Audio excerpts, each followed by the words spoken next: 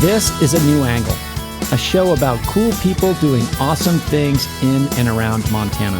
I'm your host, Justin Angle. This show is supported by First Security Bank, Blackfoot Communications, and the University of Montana College of Business. Hey folks, welcome back, and thanks for tuning in. Today is our November edition of Incentives and Instincts, a recurring series in which I speak with economist and friend Bryce Ward about some of the broader issues facing our society. Bryce, how are you today? I'm good. Justin, how are you? I am good. Today we are going to talk about the youth sports industrial complex.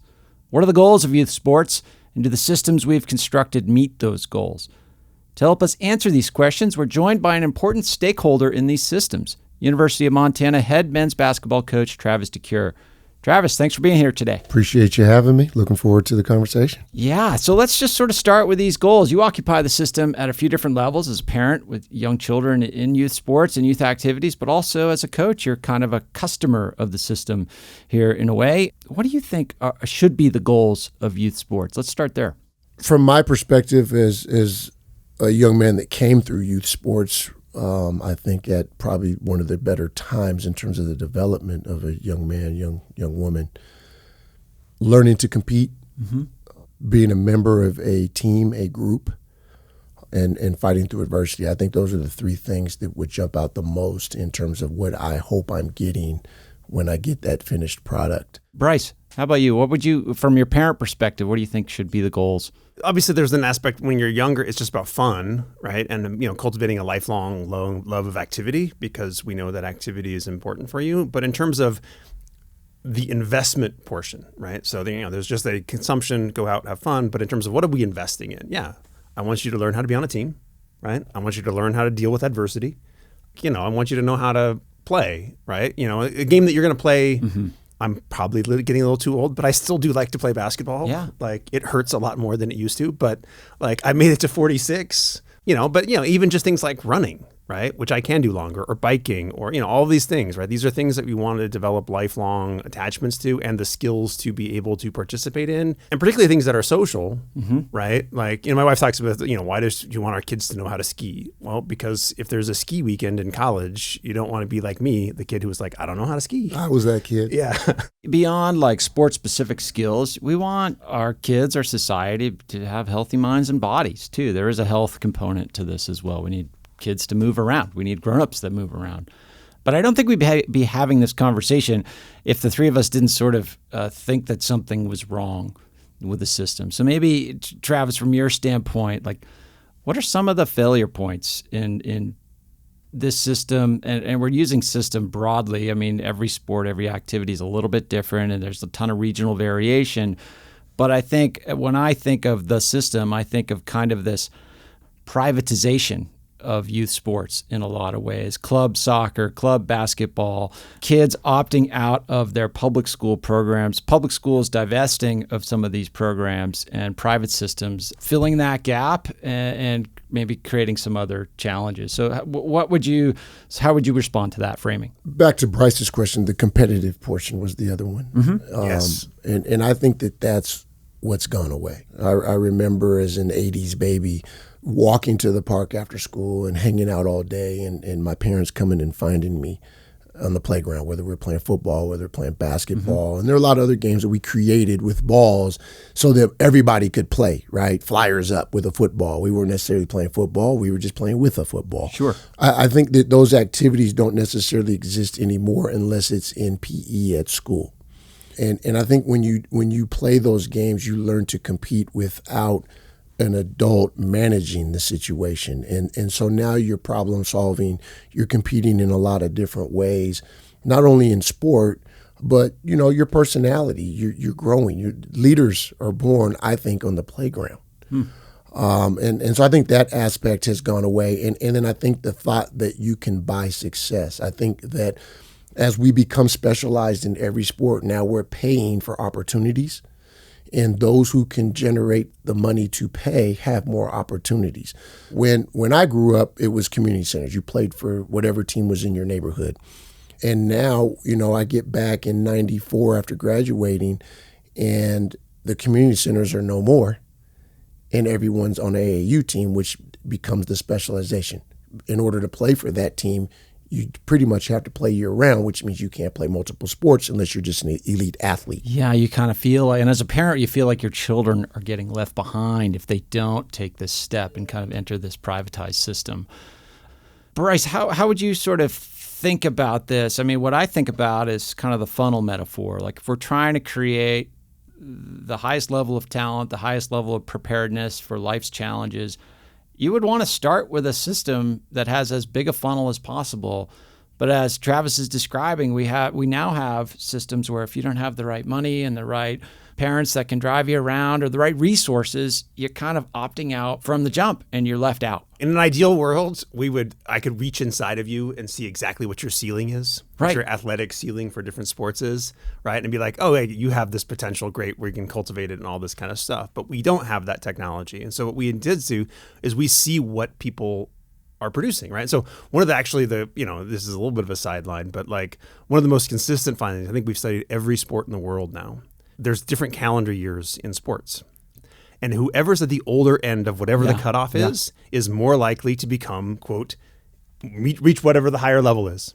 It's because you were older as an 8-year-old when the difference between January and December is a large proportion of your life at that point, right? So the older kids get picked for the elite clubs. They get on a different track, right? We're leaving this talent from, the bottom part behind. Well, now we add, I love this term that I sent you an article about this from the Washington Post a while ago about financial doping. Yes. Affluent parents can buy their way into a higher level at a younger age.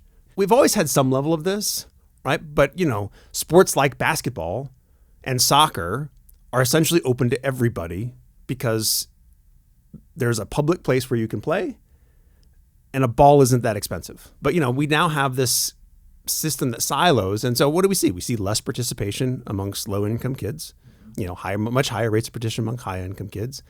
Is that because high-income kids are the most talented kids? No. Right? So we're leaving this potential pool of talent behind because they're not scrambling up the ladder. And worse, it's actually bad for us. Not only is it just unequal and unfair, but all this specialization, we now have so much evidence, is bad for the kids. Yeah. The injury rates from specialization are bad for them. They burn out. It's bad for them. Travis, Bryce gave us a nice description of some of the research finding and trends here. How does that align with kind of your experience of evaluating this talent that's coming in your way over time? Have you noticed changes in preparedness and outcomes? Two things jump out from what he was saying as he's talking that I'm thinking is one is the specialization and a young man or young girl that's birthdays later might be a little older. Mario Bailey jumps to mind, played wide receiver at University of Washington. From first grade to 10th grade, dominant in basketball, but only grew to 5'8", 5'9". If he were growing up in this era, everyone would have banked on him being an NBA basketball player, and we might not have ever seen him on the football field in high school to turn into the wide receiver he turned into. Yeah. Right? And his life outcomes a lot different. Correct. And then the other piece, the playground piece, which I think is one of the biggest pieces that's missing, social skills.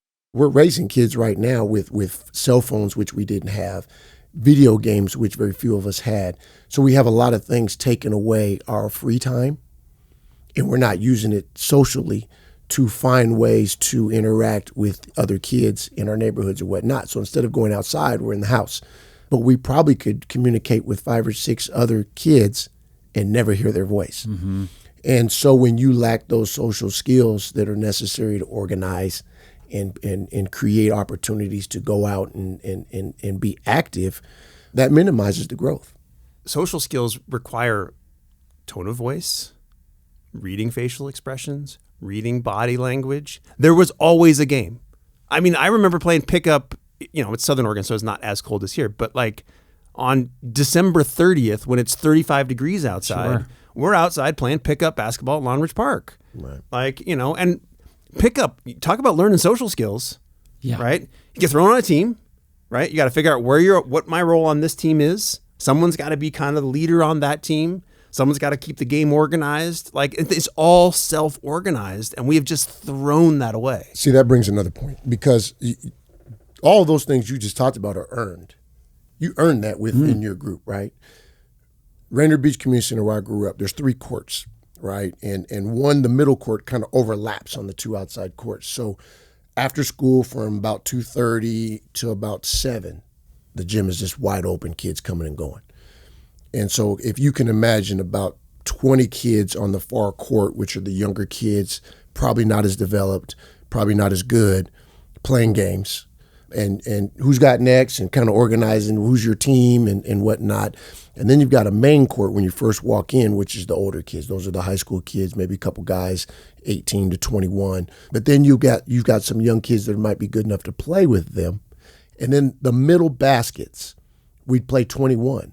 And so if you felt you didn't really want to play on the other court, you were trying to get on the big boy court, you'd stay and play 21 and keep yourself available to fill in. Yeah. Exactly. Yeah. And so you'd have 20 kids in a middle hoop playing 21, which is a very physical game. Right? It's a bloodbath trying to win a game to 21. And we'd play low man burn. So whoever had the lowest score, right, you got to go stand under the hoop and they throw the ball at you and then you play again. Well, you can't do that nowadays. But the level of competitiveness that it took in that environment, and there's no adults. Yeah. And you're trying to earn the right to get on the main court. So there's no one controlling it saying, well, my kid's good enough, let my kid play or whatnot. You're waiting for the opportunity. You shop for a different club where my kid can play. Right. You might show up early with the ball, and maybe you're the guy with the ball, and you can play the first couple games before everybody else gets there or whatever. But you've got to find a way to be successful where you want to be successful, as opposed to someone creating opportunities for you. Yeah, what you're describing there, I mean, let's stay on the competitiveness thread for a moment, because from the parent's perspective, I'm sure a lot of parents think that they are being as competitive as possible by, getting their child enrolled in the right club and access to tryouts and access to coaching and specializing. But what it seems like an outcome of these behaviors is they're undermining competitiveness. They're taking their child out of competitive situations to be competitive on his or her own. And in a way, it's like you climbed the ladder and then pulled it up behind you, because our children are not getting the competitive reps that they used to. One of the things that I think we're missing is it's intrinsic motivation, right? This ability to just be motivated to do it on your own, and then to solve the problem on your own. The idea is now, particularly if you're an affluent parent, is, oh, my kid isn't doing that very well. Well, let me get a private coach who can work with them, and we can see the thing that they're not doing right. I can see it because I'm an adult and I played a lot of sports, and so I know, oh, your positioning isn't, your fitness isn't right, your shooting isn't good, right? Like, let me just take some money and, instead of just saying, well, if you want to figure it out, there's the hoop and there's a ball. Like, it's, well, let me drive you across town and we'll get you a private session or a session with a group of people, and you'll shoot and play and you'll get better. And you will get better, but you're missing some of this. My rule has always been, I don't want to spend a ton of money on a sport until I see you doing it on your own, right? That was kind of my threshold, right? Yeah. I wanted to see you in the backyard throwing the football, or in the backyard kicking the soccer ball, or... Yeah, is Annie sleeping with her soccer ball? Is the question. We're not yet sleeping with the soccer ball, but she does kick it around all the time. Yeah. Like, it's the same problem it was at my house. She literally just kicks the ball all day long inside the house, right? I want to see you showing me you're interested, and then fine. Like, yeah, we can talk about it, but I ultimately would love to see you going out and playing pickup on your own, but I don't know if they just don't even know how. We'll be back to our conversation with Bryce Ward and Travis DeCuire after this short break. A New Angle is supported by First Security Bank, Blackfoot Communications, and UM's College of Business.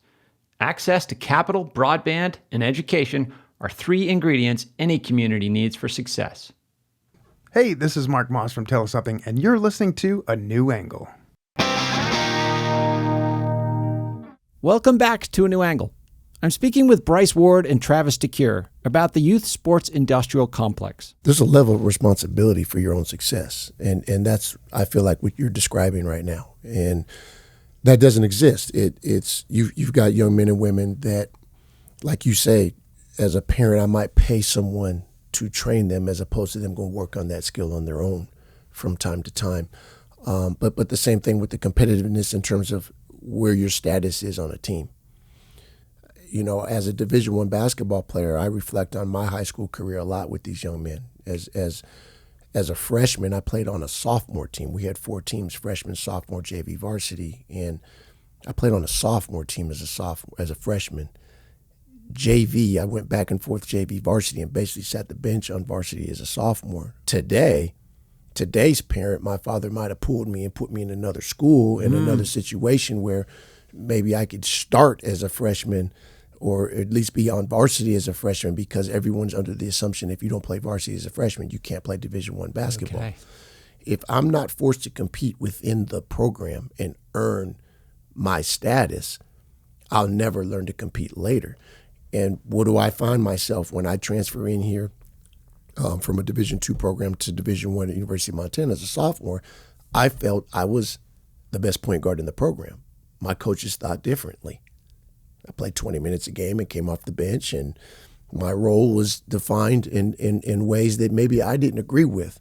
But I had a father that said, hey, make the most of it and go earn more. Yeah, you got to navigate that on your own. That doesn't exist anymore. And if you look, the NBA, the NFL are 2 bad examples in terms of making the most of what you have and creating the situation you want by working on your development and changing the things that maybe are keeping you from being successful, whether it's getting stronger or skill development or maybe just your attitude.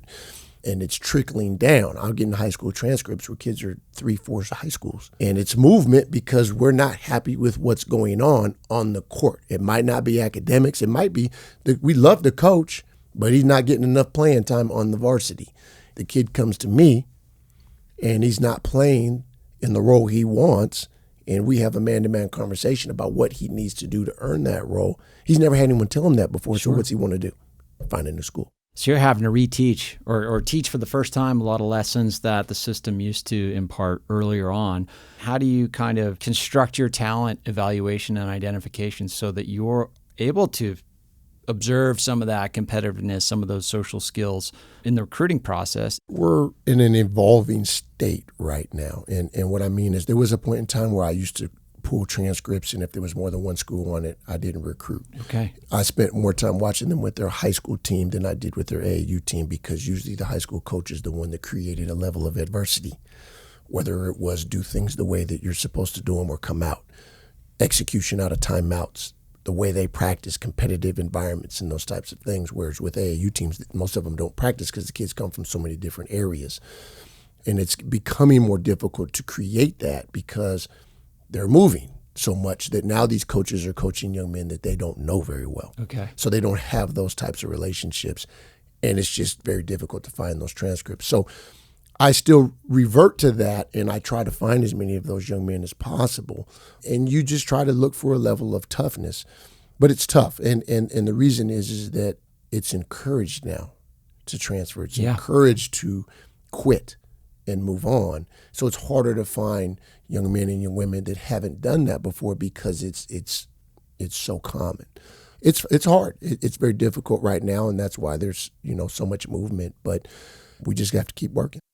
So are players better off with all the movement? 46% of the Division I basketball players that went into the transfer portal last year have not found a school. So 46%. So the answer is no. And they're not allowed to go back to their former program? Like once you go into the pool, are you kind of done? Well, most schools are going to move on. Yeah, exactly. You're in the portal. You're going to fill that seat. Looking for another school. We've got to fill that spot. We can't wait for you to make a decision and then make a decision. And you've already told your current program you don't want to be there. A good percentage of the time, that young man or young woman didn't handle it right. Yeah. They didn't walk into your office and look you in the eye and say, Coach, I just feel like I need a different opportunity for these reasons. Mm-hmm. I'm grateful for the opportunity you gave me, but this is what I need for me moving forward, whether it's academically, whether it's socially, whether it's basketball, whatever that rationale is. I might not agree with it, but if you came to me man to man and had a conversation with me, I would think a lot differently about the decision you made and because a lot of times they don't make these decisions on their own anyway. Sure. But a lot of these kids are just walking away with no communication, so it's very difficult to take them back at that point in time. Talk about lack of social skills, man. Right.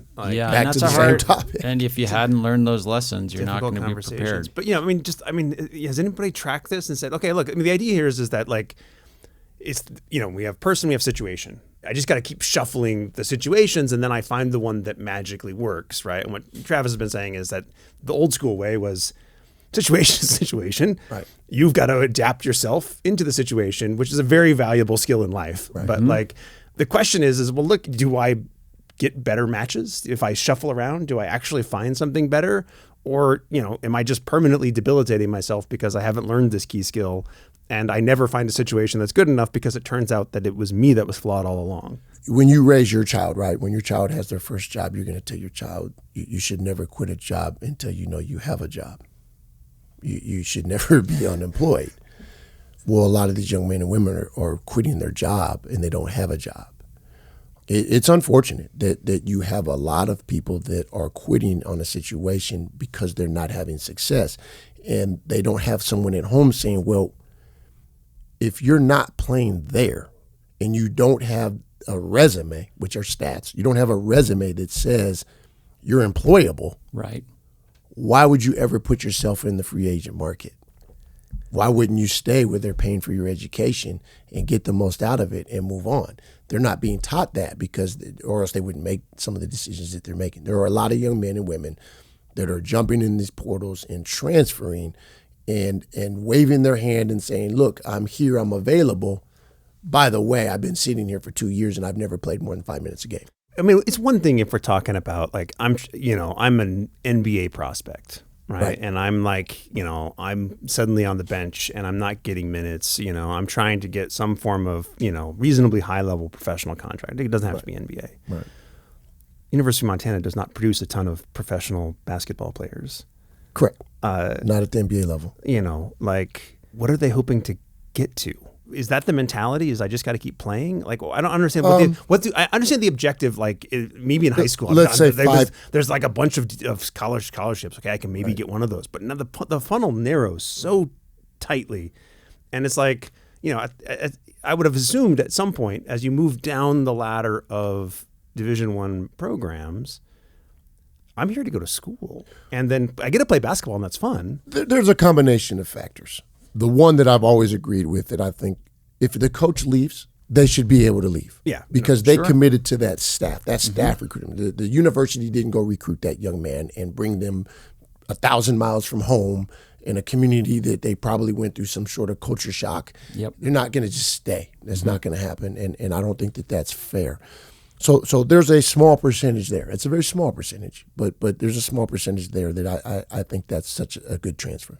I think there's a young man, we've had one of those probably about every 2-3 years, that gave us 2 or 3 years of his time, did all the things that you asked him to do, went to school, got good grades, stayed out of trouble, that walks in your office and says, I've got 1 more year of eligibility, I've got 2 more years of eligibility, I just want to go somewhere where I can play. I think that's a good transfer. Okay, we had a young man from Montana that walked in my office and said, Coach, look me in my eye and tell me I'm going to play.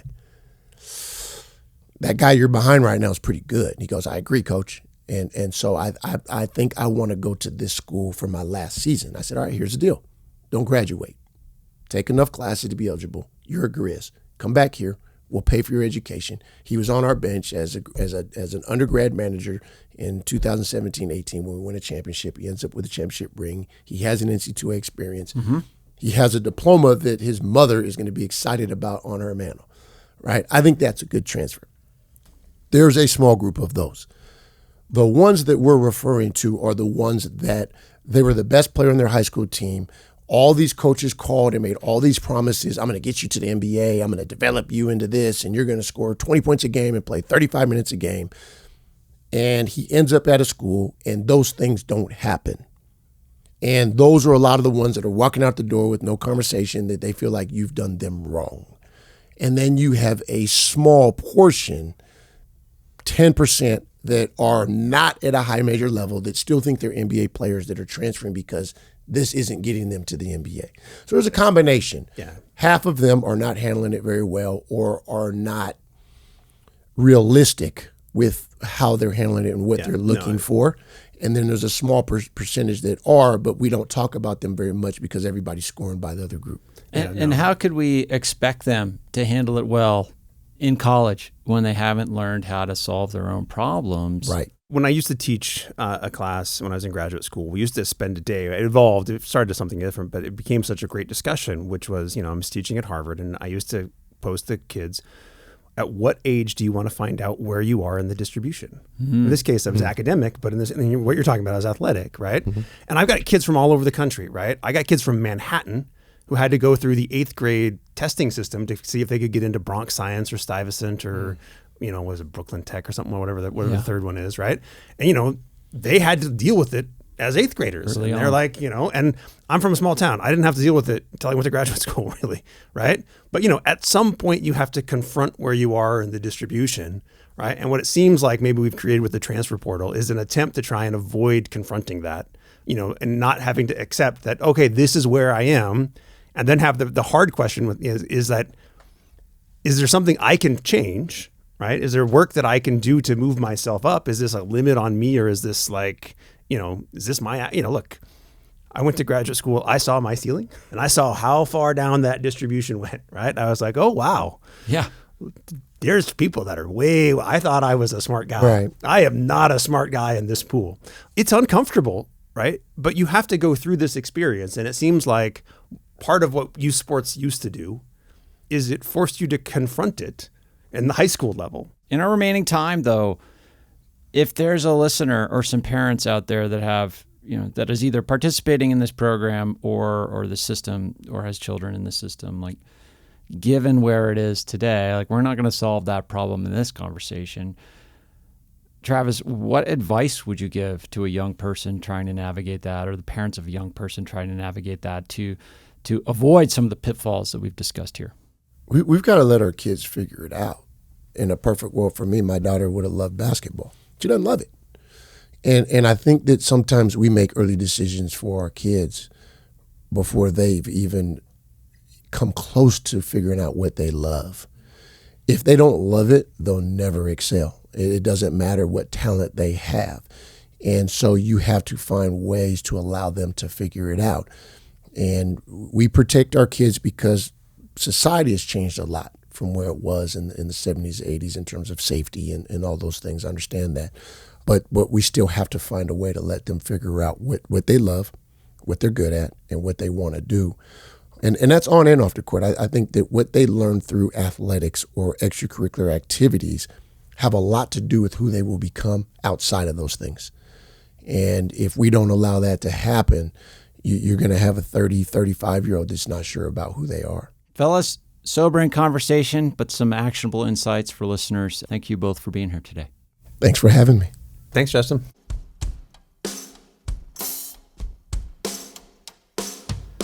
Thanks for listening to A New Angle. We really appreciate it. And we're coming to you from Studio 49, a generous gift from UM alums Michelle and Lauren Hansen. A New Angle is presented by First Security Bank, Blackfoot Communications, and the University of Montana College of Business, with additional support from Consolidated Electrical Distributors, Drum Coffee, and Montana Public Radio. Keely Larson is our producer. VTO, Jeff Ament, and John Wicks made our music. Editing by Nick Mott. Social media by AJ Williams, and Jeff Neese is our master of all things sound. Thanks a lot, and see you next time.